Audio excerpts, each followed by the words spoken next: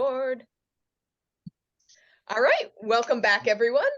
We're continuing on in the book of Exodus. Now, I have a challenge for you all for this week and the weeks coming, because you all have really great ideas, and I sometimes think I talk too much. Granted, I love bringing out some of the history and some of the language things. My challenge to you all is I don't want to be the only one asking questions of each of you. I challenge you to ask a question of one of the other Bible study people, just to make our conversation even more rich. So I'm going to see if I can not talk so much personally. And so that's your challenge. Ask each other questions. Okay. All right. But with that, let's jump in. The one caveat I will say about this passage, we've talked about this before in Genesis, where the person who put the numbers in the Bible didn't always do the best job. And we're going to run into some of this at the beginning and the end. I personally don't agree with how they kind of broke up some of this information. So as we jump in at the beginning of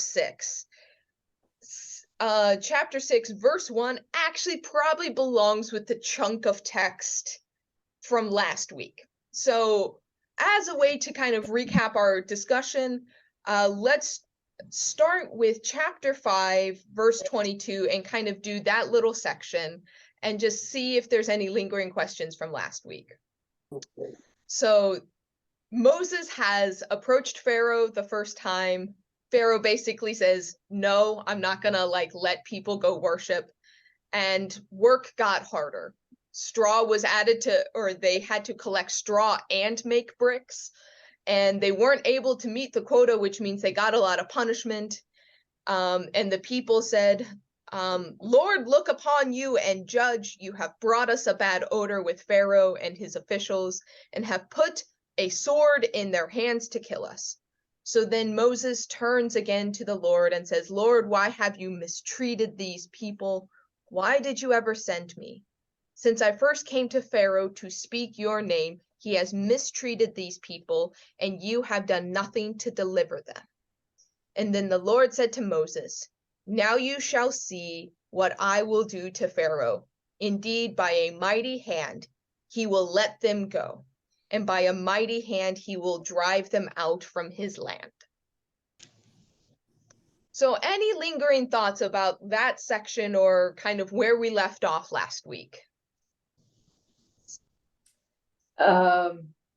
I kept thinking it was repetitious. They were telling the same story over and over again. So then I read back, and I think they sort of were. And then I read ahead, and they were doing it again. And I got really confused. I couldn't see the difference. It appeared to be that in this chapter, well, maybe it's the next one. I don't know.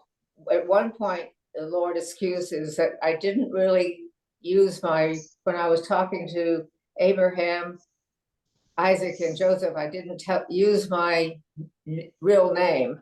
Right. Mm-hmm. Is that correct? Okay. So it doesn't count or something. I don't know. But it was Canaan. And so I found it's all pretty confusing. Okay. I don't know if did anybody else, I'm asking the group, did anybody else notice that? Yeah, I wondered, why did God suddenly say, well, when I talked to Abraham, Isaac, and Jacob, as you hear that over and over and over, I never really told them who I was. Yes. I mean, it sounds that way. He says, I referred to myself as God Almighty, but I never referred to myself as the Lord. Mm-hmm. I didn't look to see, but I thought that we had talked about the difference between God and Lord before, so. Yeah. So it sounds like there's a bit of confusion because this section is very repetitious. Mm-hmm. And so it is. And this is one of those where we're seeing some of the hallmarks of things being stitched together. So great observation. Yes. Also hearing that the little section in verse 2 and 3 is like, wait, what are you saying here? We'll talk a little bit about that. Okay. So any other thoughts as we are getting started for today? I'm struggling with why the Lord needed to punish the Israelites so badly. That he set them up, and Moses as well. I mean, the Lord just devastated them and demoralized them, took away their hope that Moses would be able to accomplish something. Because when Moses went to the Pharaoh, this was the response. And so now when Moses is going to be effective, he's going to have a hard time convincing the people. This time it's for real. This time, it didn't work last time, but this time it will. So, that whole concept of the punishment to the Israelites baffles me.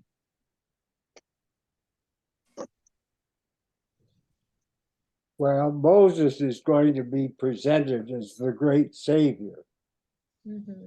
The deeper the hole you're in to dig yourself out of, the bigger the savior you're going to be.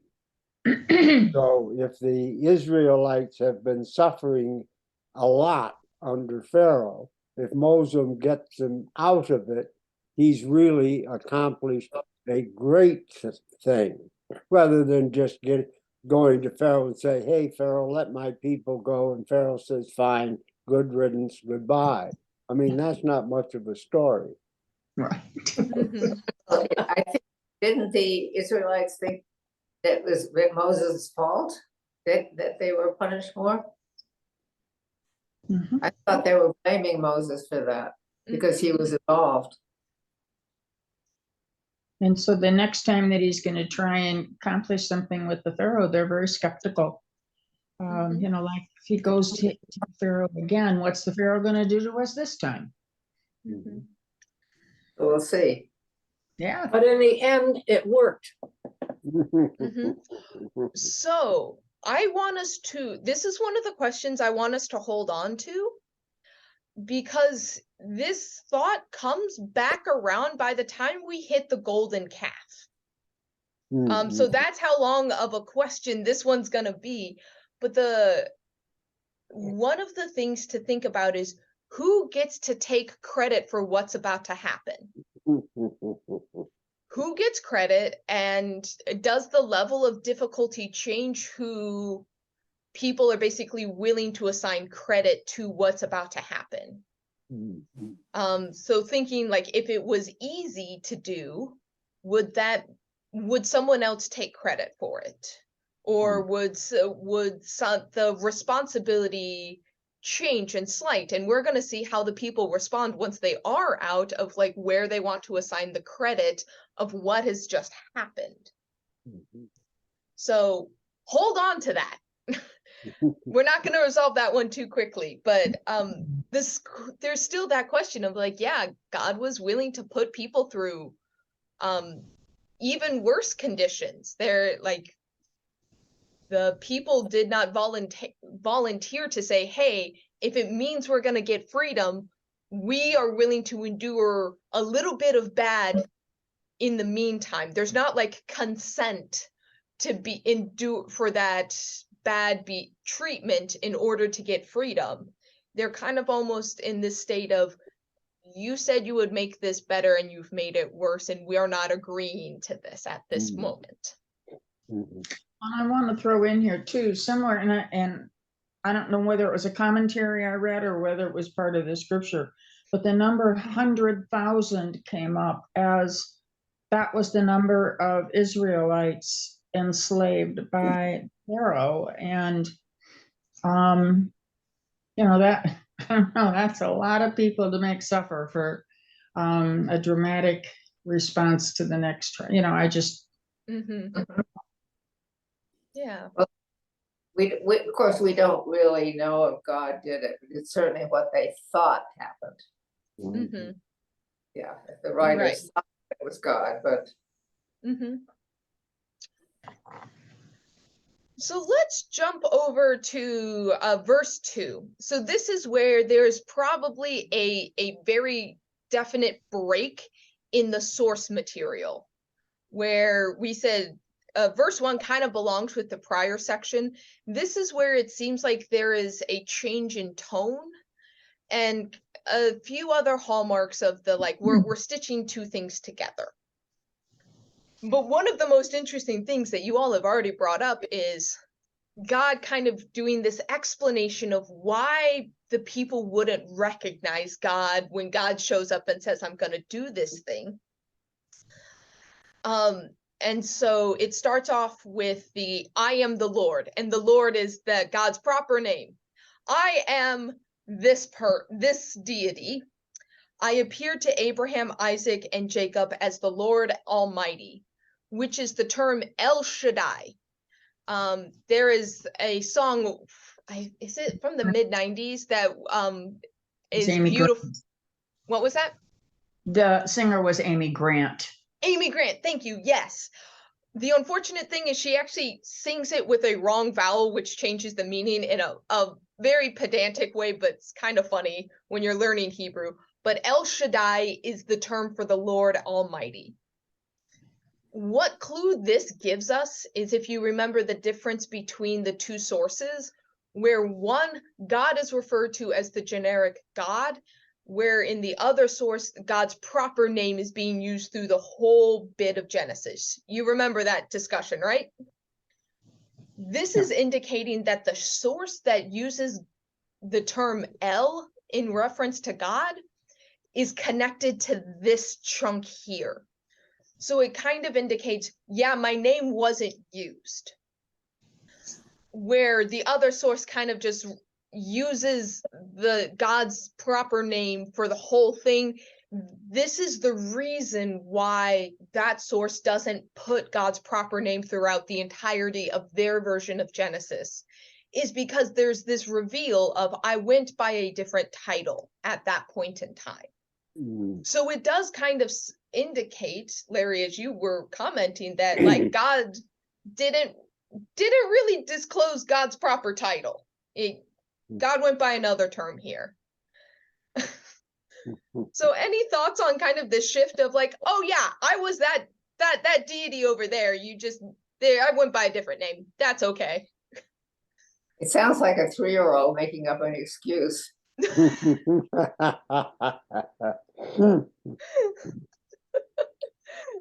Which doesn't make any sense. Mm-hmm. Something like the dog made me do it, or whatever.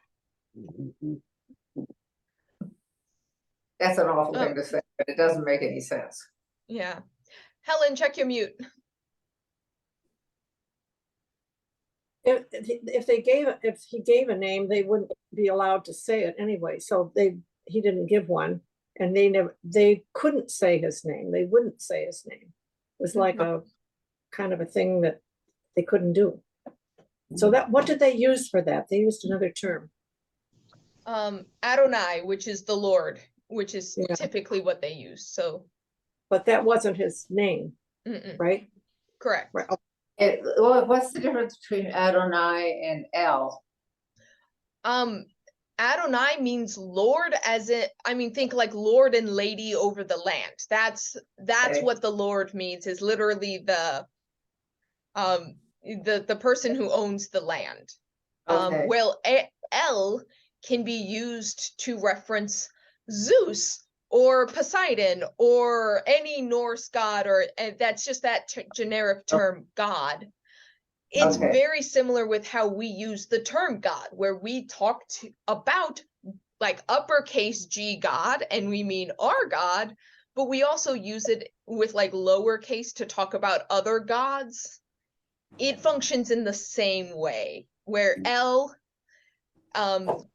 can refer to this God or any God, which is why El Shaddai, the Lord Almighty, is kind of functioning like a proper name. There's some debate over what Shaddai actually indicates. Some people are thinking it has this like almightiness. Some people think it actually means Lord of the Mountain, which literally indicates that like this God is like on a tall place, which fits with God meeting up with Moses and Aaron on the mountaintop. the Lord Almighty, the Lord of the mountain.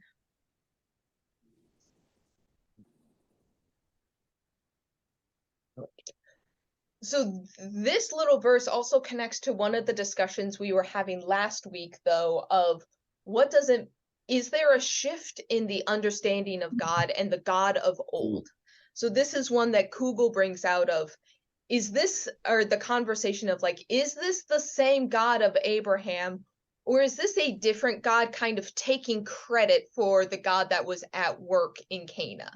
Yeah, Mary Ellen? Excuse me, you mentioned Kugel, and I was reading him yesterday. I went ahead and was looking at chapter 7 in his commentary, and he really does a nice discussion of the issue I had last week about God in a particular position versus the omnipresent God. And he boiled it down really to the God being described by the people's limitations, basically what they could imagine God to be, or where God was. They described what they knew or agreed upon as what the possibilities were. Like they had to go to the burning bush because that's where Moses had to go to, because that's where God was. And he mentions that it evolves into the omnipresent God that we know. And I'm not quoting, believe me, you need to read this on your own. But basically, as people's perceptions improved, so did their understanding of God and where he was, and, you know, basically what he could do from there. And it was very, very interesting portion of the Kugel book for me to read because I was struggling with it so hard. Yeah. So then how does that kind of, that you described the change in understanding of the people at the time, could we see how that relates to, oh yeah, I appeared to these three guys over here, but I went by a different name and now I'm appearing to you now, and there may be a disconnect between those two stories. Yeah, Larry? I was just thinking, you know, most of the people at that time were worshiping some sort of idol or something. So it was a physical thing that had a place. Okay. Now the concept of God is changing.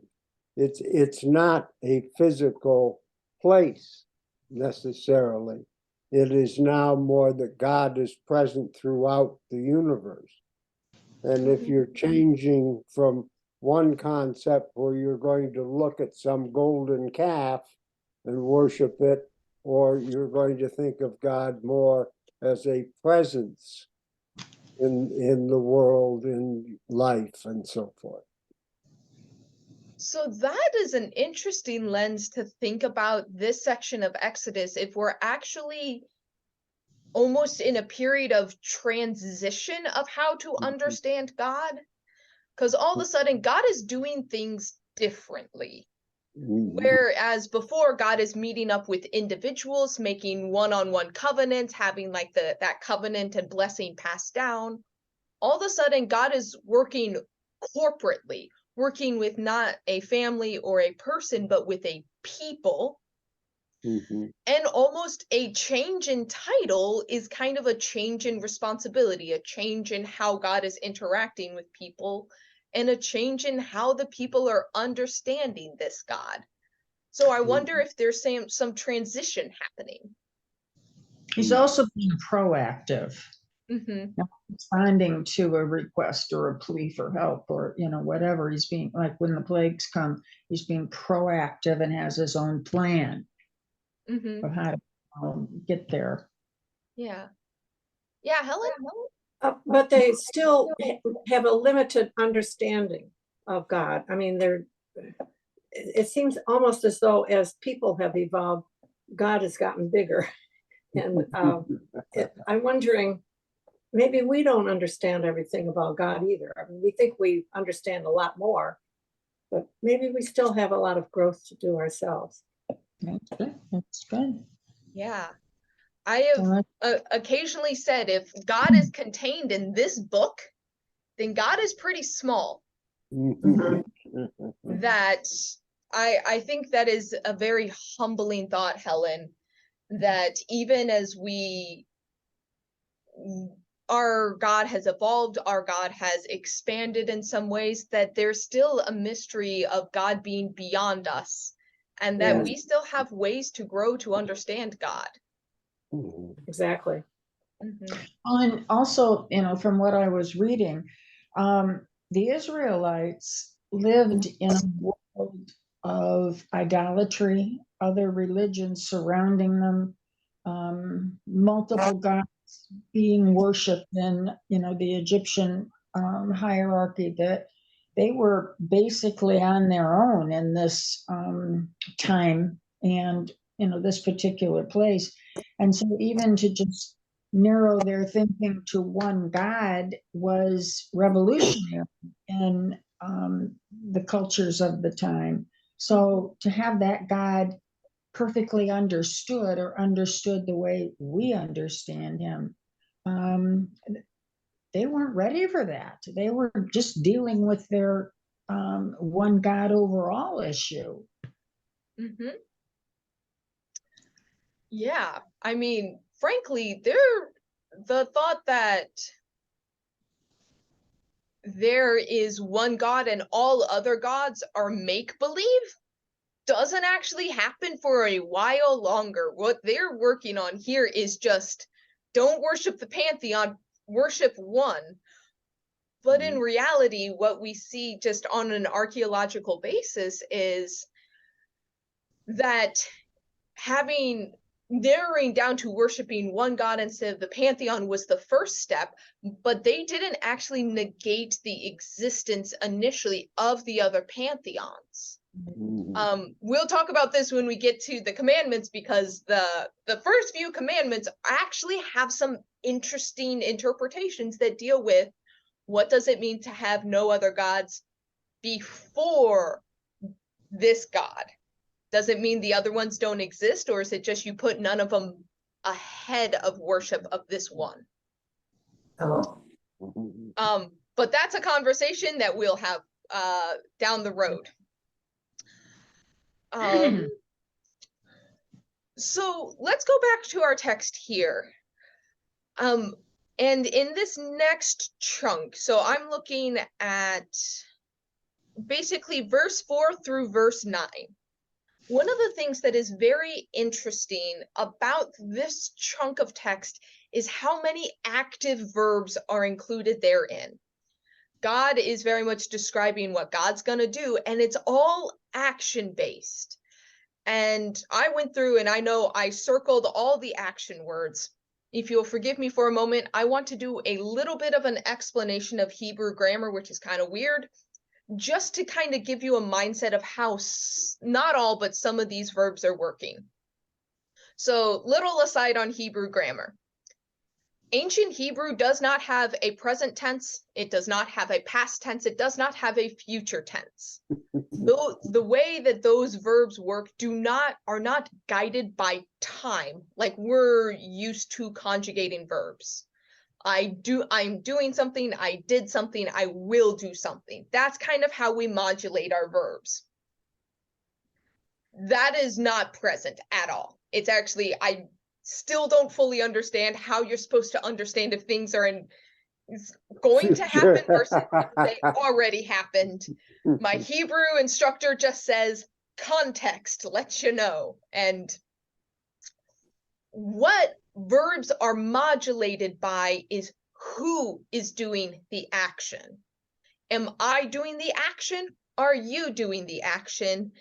And this is the important one. It's I was brushing up on the Hebrew that I remember. It is called the Hifil tense, and the Hifil is something that is very important in this story, and it starts in this chapter here. This indicates that someone is causing something to happen. For instance, I will bring the people out of Egypt. That is the Hiphil tense, which is saying God is the origin of the action, even if God is not directly doing the thing. And it took a while for me to get my brain of how this verb is working. And there's not really a good English corollary, but it's a way for God to claim action without having necessarily a physical body doing a thing.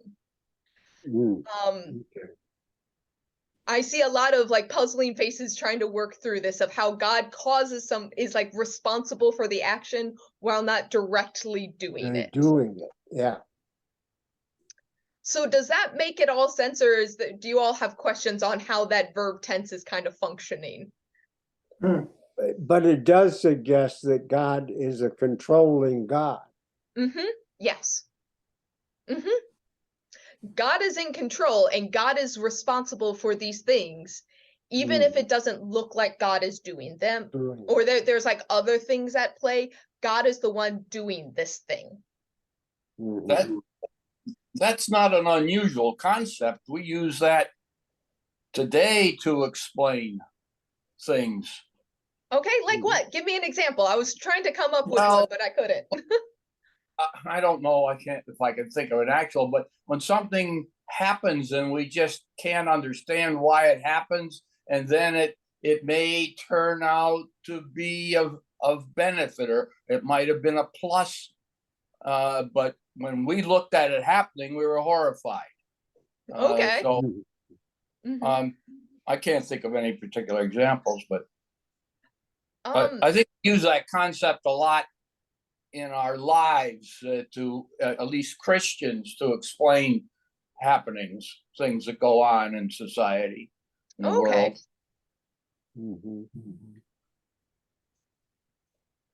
The Gary, as you were talking, the example that actually came to mind, which is kind of has a little bit of disconnect, but one thing causing another.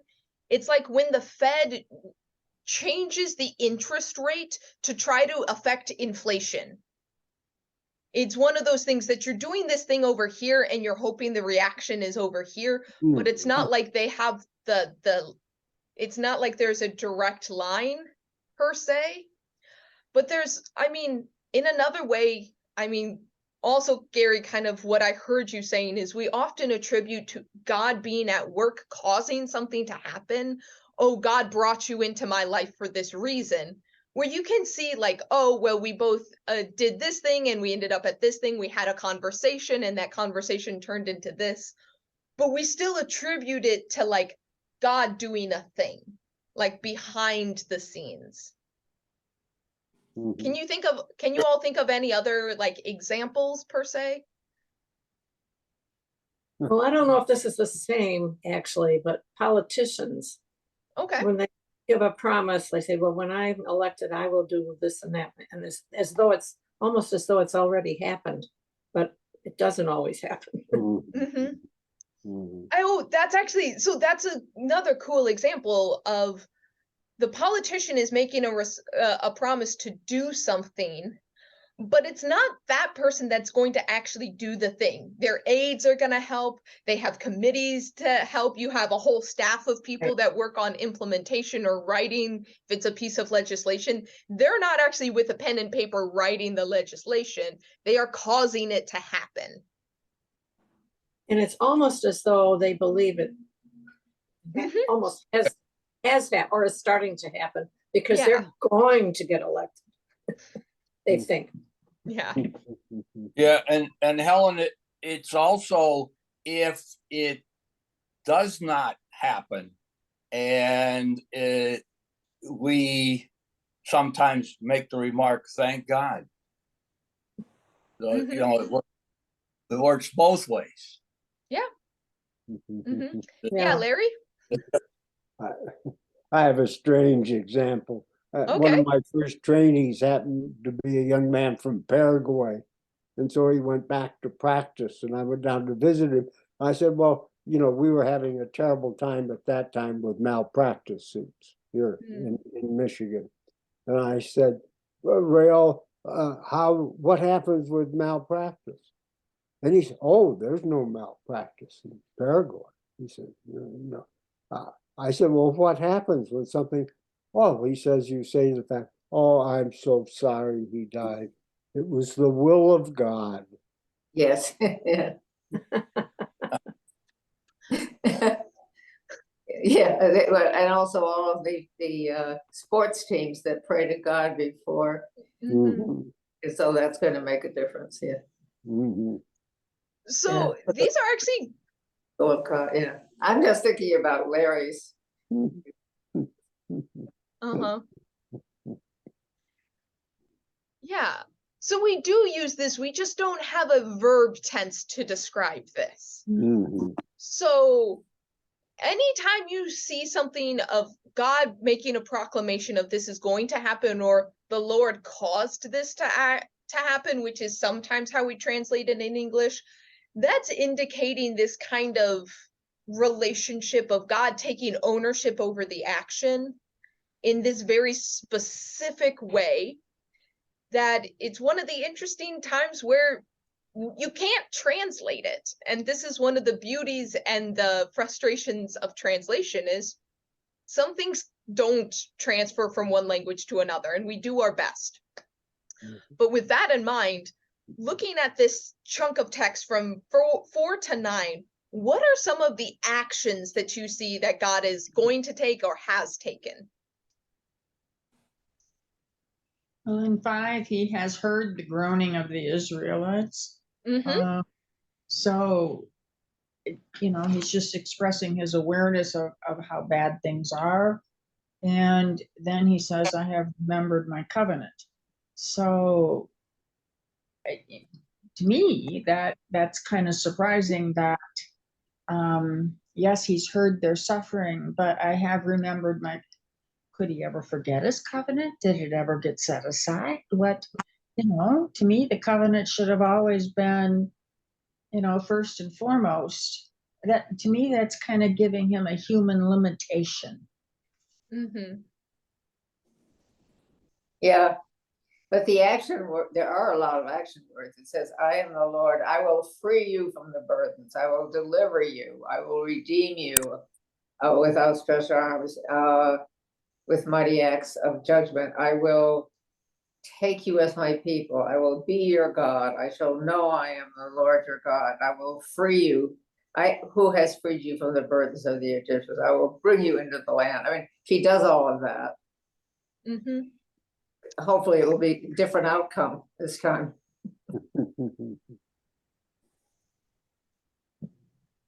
So with the 2 different sets of verbs that Mary Ellen you brought out and Sue you brought out, what's interesting is I have heard and I have remembered almost feel very stationary, Yeah. where the next few that Sue you read out feel very like movement oriented. Yeah. Where it's not just that passive I have heard, I have remembered, it's like, okay, I am now in action. Mhm.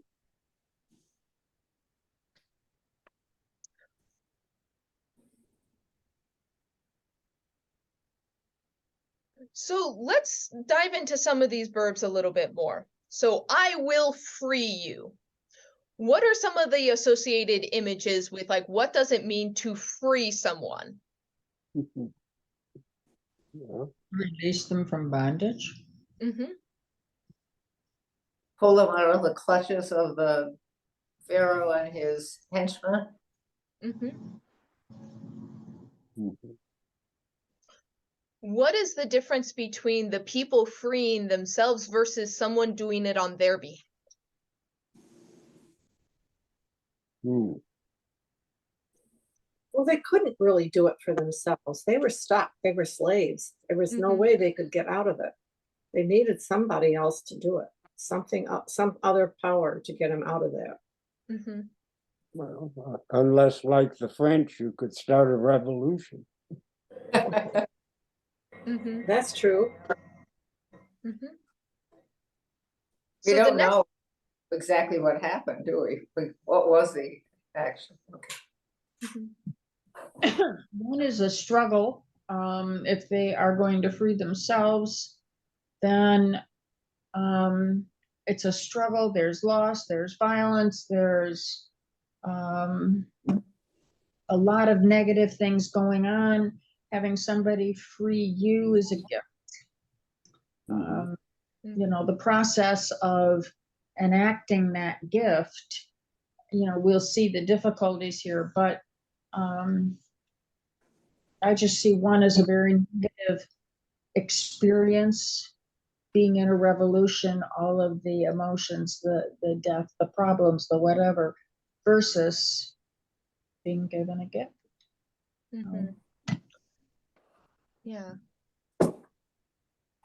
Almost like being freed preserves a sense of innocence, where it's like, if the freeing is going to happen, God's taking on the guilt for any kind of violence that happens. Oh, So the next word is deliver. What do you think about what comes to mind with delivering someone?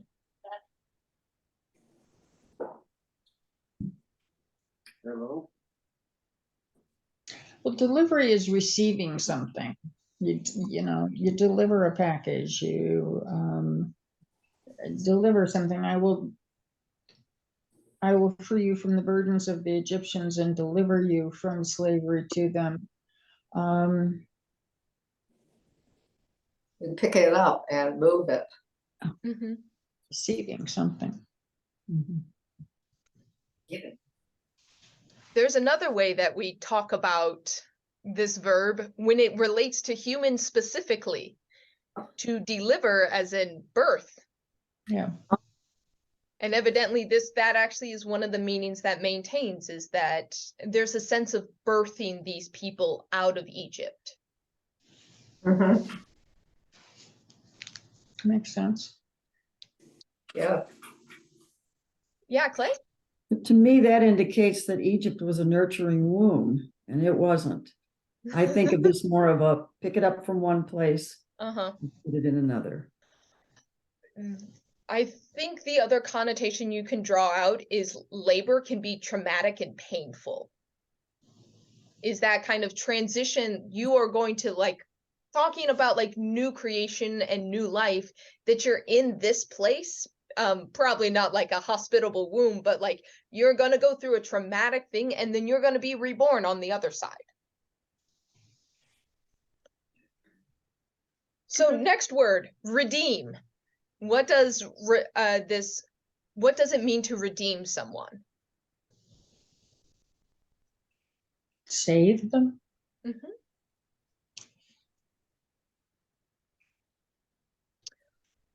give back, redeem. So there is the idea in our modern culture to like redeem a coupon is like literally to like trade it in and get something out of it. In the more ancient sense, I have redeemed you, which is a common biblical phrase. That actually indicates like, I have paid your ransom. I have bought you from your previous owner. And this is kind of talking about like, since the Pharaoh sets him up as a god, it's like, I have bought you from Pharaoh. I have paid the cost of your slavery, and now you're in my care. It has that it still has that transactional feeling of, I have paid the cost of your slavery, I've paid the cost of your servitude, I have paid the cost, so you are not in bondage anymore.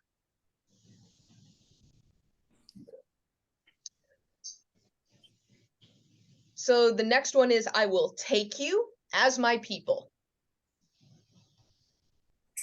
and I will be your God. This is one, I was reading the notes, and the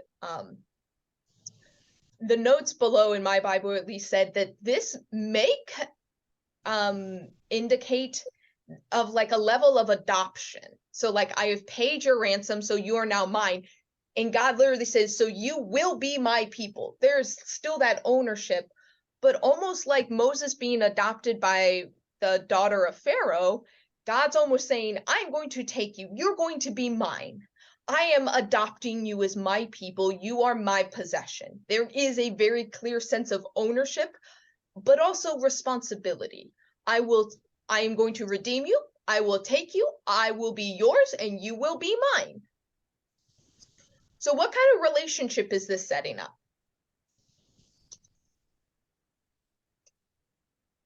Helen, check your mute.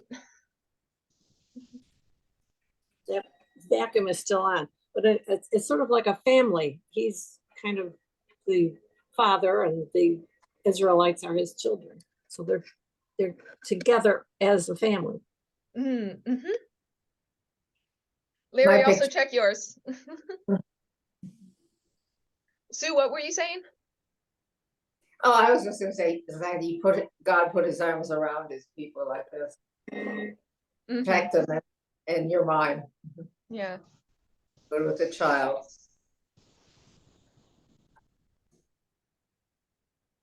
Yeah, Mary Ellen? I feel like this is repetitious. That Okay. God is saying to the people, I will be your God, you shall know that I am the Lord your God. Don't they already have this understanding? Is he reiterating it?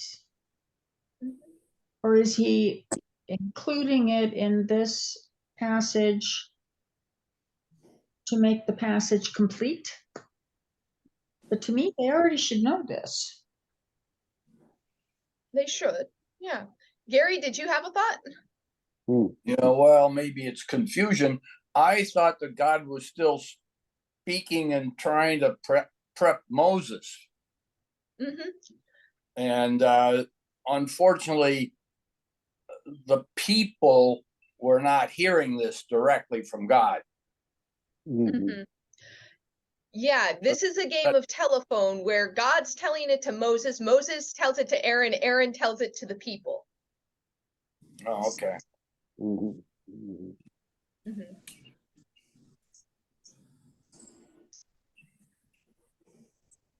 So also, if they're a family, it seems to me that other people are not included. They're special. This is where we start to see where people draw out a theology of election, of this is a special group of people from all the other peoples of the world. This is where it kind of starts, yes. Larry, did I see you have a thought? Okay. So one of the questions in looking at some of this text is, going back to Mary Ellen, one of your thoughts is, how much did the common people know? Because in Genesis, we see this kind of knowledge of God, of this God, jump from like individual to individual in like this very linear progression of the covenant passing from Abraham, then to Isaac, then to Jacob, and then like, is Joseph carrying it on? And it seems very linear, where there's some siblings, but they seem to like part away and kind of go their own track. Think of Esau. He's like in the story, but then he kind of is just in the background. So the question is, how well has this knowledge of God been passed on? How well have they kept the traditions? How much have they been influenced by local culture? Because they are living in a land that has a different religion, how well have they held on to theirs, and how well was that communicated? So that's one line of thinking. There's another line of thinking that, well, maybe the line of Abraham, Isaac, and Jacob was part of this group, but because Moses is basically talking about a slave rebellion, are other people who are also in servitude paying attention and joining in? People that would have been from other cultures that wanted to join in the free, let's be free party. We don't know. So that's kind of up in the air of like, how much do the people know? We're not sure, but it seems like they need to reestablish this promise that's been made. And God's kind of recalling it back, like, I've remembered this covenant, time for you all to remember this covenant.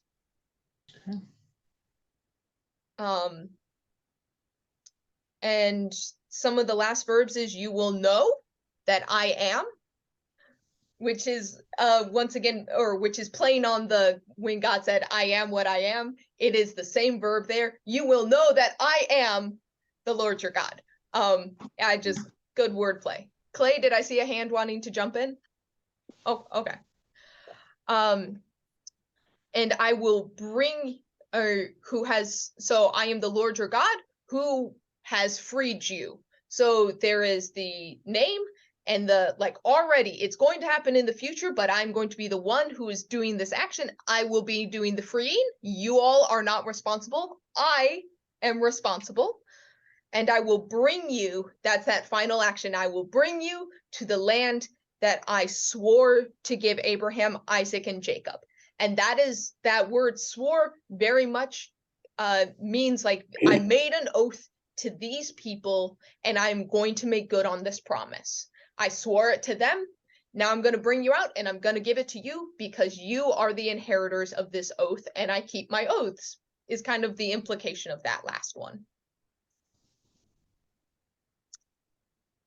So Moses tells this to the Israelites, and their reaction was that they did not listen because of their broken spirits. Yeah. What do you all think about this? I can hardly blame them. I'm afraid I'd be the same way. Yeah. Promises, promises. Yeah. Yeah, you said that before. Mm-hmm.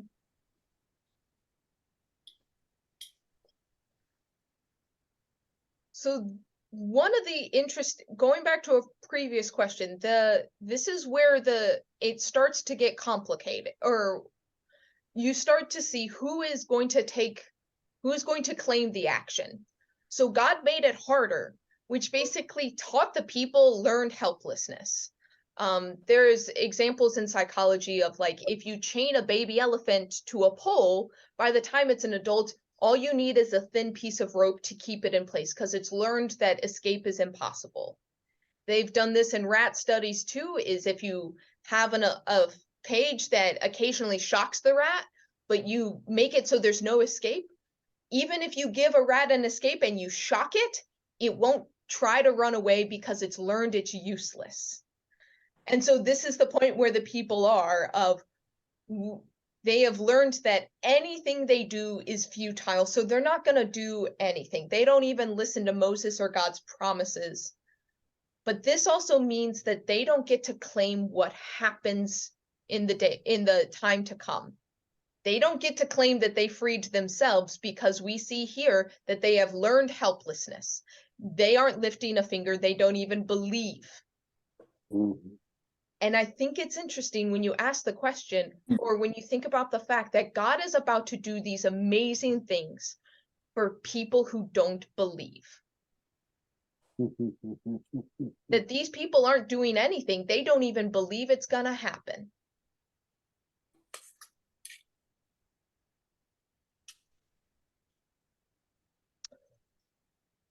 So let's see, we have about 8 minutes left. We're actually only about at the halfway point in the chapter, but we have a big old genealogy. So let's keep on going a little bit and wrap this up. So we get another kind of hard break where it feels like the sources is going to change once again. The Lord spoke to Moses, go tell Pharaoh, the king of Egypt, to let the people go out of the land. This starts to be where we get that repetition once again. Like, hasn't this already happened? And we see kind of the continuation of the last story of Moses spoke to the Lord saying the Israelites have not listened. Like basically asking if the people you're trying to free aren't going to listen to me, why would Pharaoh listen to me? And you get this excuse again of like, I'm a terrible speaker, which kind of is a repetition of the conversation at the burning bush, which once again may indicate that this is a different source material.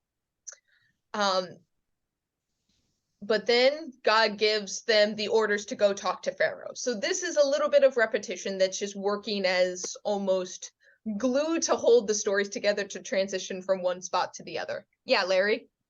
I was curious as to what the purpose was of interposing Aaron.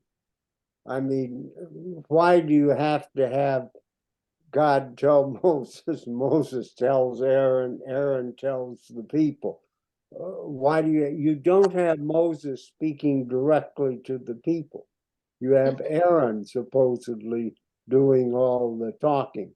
And I wonder what purpose that serves. Well, Yeah. I'm just going to add to it, Larry, that and Moses gets the credit, not Aaron. Mm-hmm. Plus Moses said he didn't have a good speaking voice. Mm-hmm. Yeah. Clay, what you're thinking? They still, But God in wanted verse- But in verse 9, it says Moses spoke thus to the people of Israel, but they did not listen to Moses. So what happened to Aaron? I'm a little confused. It's supposed to be Moses to Aaron to the people, but in verse 9, it is not. Well, Moses is speaking to the people through Aaron. Okay, it just doesn't say that. I guess. It's a little confusing. It is. So this is a question, is this prescriptive or descriptive of what was happening? Mhm. Like if we trust that there is truth to this story, even if we don't know exactly what is tied down to history, what we see is it seems like there is two leaders at play in this movement. And Moses will eventually outshine Aaron. But Aaron has a major part to play and seems to be the better speaker of the two of them. And so we see the explanation that the story gives is like, yeah, Moses, terrible public speaker. You don't want him giving the address at the convention. So he is the brains, but Aaron is the mouthpiece. And that's kind of the story explanation, which is more that prescriptive. Moses says, I don't want to do this, so God's putting the mouthpiece in play. But it also may be descriptive of what happened. And sometimes we see this in history of two people who are good pairs that need to work together to get something to actually work. The one that I know in my family, which is not the same, but an interesting way to think about it, is we have some beautiful quilts in my family, and they were made by a pair of sisters. One of the sisters was really good at designing patterns, but was bad at sewing. The other one couldn't pattern to save her life, but she was an excellent sewer. So one would draw the patterns and the other one would make the quilts. And if you see it that way, that this may be, they may have made a explanation for what the experience was, that they have the history of Aaron being the one speaking, but Moses being the thinker behind the two of them. So they're working in tandem, and this is how they explain it, is that Moses wasn't a confident speaker, so God chose Aaron as well. So prescriptive, descriptive, we don't fully know. Is that a hand, Mary Ellen? Well, I'm thinking further on down the genealogy, and I was just looking at the time. I don't want to lose this genealogy thing, because to me, there's a couple of interesting things in there. So all right, let's go jump to the genealogy. You're right, we only have like 3 minutes left. So what's interesting in the genealogy? Well, I find it interesting, first of all, that Moses isn't listed. So I don't know if Moses had a wife or any descendants or not. But when you get down, when you read through it, it talks about all the sons and their offspring until you get down to 23 with Aaron. And Aaron married Elisheba. That's the first woman mentioned in the whole paragraph.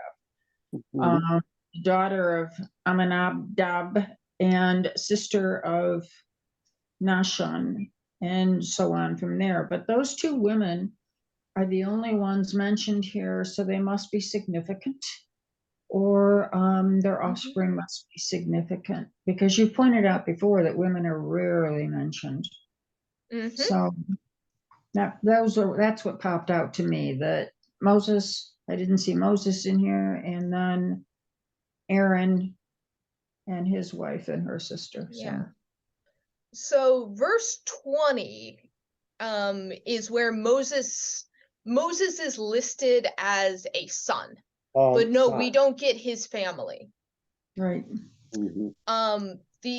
My notes also say that there are some versions of this genealogy where when it says Moses or Aaron and Moses, Miriam is occasionally also listed. So it seems like in the primary text, Miriam is left out, but she's sometimes included in some versions of the manuscript. So Miriam would be the other woman listed. I don't know Well- anything about Aaron's wife, but Mary Ellen very much so that she's listed by name for a reason. I don't know that reason, but named women, yes, are rare. So we do see that. The other thing that I saw in my notes is that verse 20, Amram married Jochebed. yes, Jochebed, his father's sister, and she bore him Aaron and Moses. And Moses. And this is the first that we've heard Moses's birthright. And we've been hearing about Moses for how long, and nobody mentioned where he came from. Right. But Or who he was until this. didn't we know he was a Levite? This is where it's confirmed that he's a Levite. Or Okay. no. It mentions it at the beginning. Yeah, because this person marries the Levite daughter marries the Levite, and so we did know they were of the tribe of Levi. The interesting detail here is that Moses's parents, by the Levitical law, and it says Leviticus 18:12, this is technically an incestuous relationship. And I had not picked this out before, but the notes were commenting that heroes' births are often marked by the illicit circumstance of their birth. So a lot of controversial pairings actually come out with some of the leaders that we see, including Isaac being married of a brother and a half sister, which is Abraham and Sarah. We have David being the combination of the outsider Moabite. And so David is a descendant of Ruth and Boaz, which was a no-no relationship. And Solomon being born of David and Bathsheba, another illicit couple. So a lot of our heroes of the Bible have very sketchy origins, including Moses. So that's just an interesting aside. The other interesting little tidbit that we see in this genealogy that comes into play much, much later, if you see verse 24, the sons of Korah, and there's attention paid to this clan that we've heard nothing about to this point.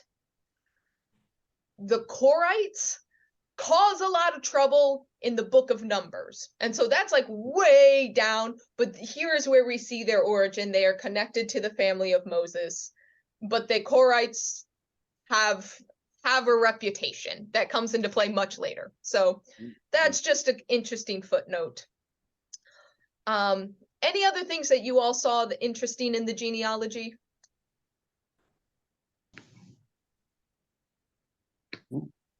All right. Which brings us to the last verse. It was the same with Aaron and Moses, to whom said, "Bring the Israelites out of the land of Egypt." So they went and spoke to Pharaoh. And so that kind of brings us back into the story. Here's the genealogy, and this is what they did, and we're going to continue on with the story. So, any other final thoughts as we wrap up today? Oh, quick note. Once again, the editor of the numbers of the Bible were incorrect. So we'll talk about the last, let's see, what is it? Verse 28 and 30 we'll cover next time because they belong with chapter 7. So forgive the guy who numbered the Bible who didn't know everything. But any final thoughts? Yeah. All righty. Well, shall I pray us out for today? Yes, thank you. Okay. Yeah. All right. Let us go to God.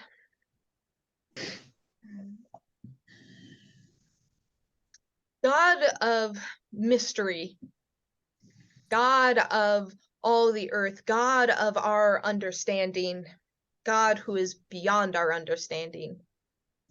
We know of the works that we see your people talk about throughout history and the ways that they understood you. Sometimes it's not the way that we understand you, but we trust like them that you are active. You are active in the same way that you are active in the lives of the people of Israel. That like them, you free us from our own difficult situations, whether it is the difficulties we make for ourselves or the difficulties that we experience in life to no fault of our own. We trust that you, God, have redeemed us. You have claimed us. And we dedicate ourselves to you, for you are our God, and we long to be your people that you protect and that you guide and that you love. We ask that you hold us up when we feel like we have broken spirits and feel like we can do nothing else. Help us encourage others when we see other people who have broken spirits, who need encouragement to speak out, to act out, or to just live into the hope that you give us. We trust in you, and we trust in the ways that you influence our lives, sometimes in ways that we don't understand, sometimes in ways that seem to baffle us, but we know that you're at work. So I ask that you bless this group and be with them until we're able to gather together again to read your word and your story. We pray all these things in Jesus' name. Amen. Amen. All Thank right. you. Thank you all. I'll see y'all next week. Thank you. Thank you.